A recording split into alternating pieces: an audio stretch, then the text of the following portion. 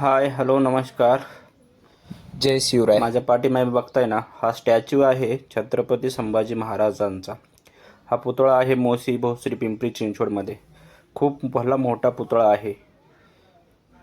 पुतळ्याची उंची आहे स्ट्रक्चर आहे 40 फूट आणि पूर्ण पुतळा आहे 140 फुटाचा.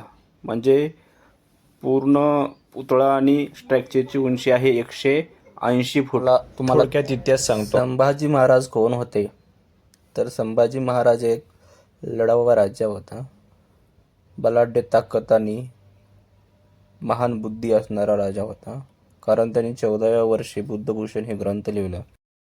संभाजी महाराज हे छत्रपती शिवाजी महाराजांचे थोरले सुपुत्र होते, म्हणजेच स्वराज्याचे दुसरे छत्रपती. संभाजी महाराजांचा जन्म 14 मे 1657, मृत्यू 11 मार्च 1689. म्हणजे संभाजी महाराजांचं आयुष्य फक्त 31 वर्षाचं होतं. 31 वर्षाच्या आयुष्यामध्ये त्यांनी खूप लढाया जिंकल्या.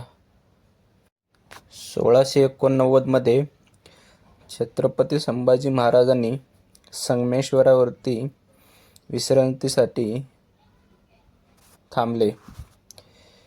मग मोगल सम्राट औरंगजेब यांच्या आदेशावरून मुघल सरदार असणारे मुकरब खान यांचा अचानक संभाजी महाराज यांच्या वर छापा टाकण्यात आला आणि त्यांना पकडण्यात आले. नंतर औरंगजेबाच्या दरबारात हजर करण्यात आले. औरंगजेबाने महाराजांपुढे काही अटी ठेवल्या.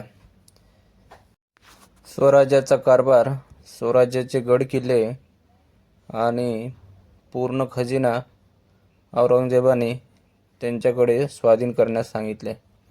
पण महाराजांना एकही अट मान्य नव्हती.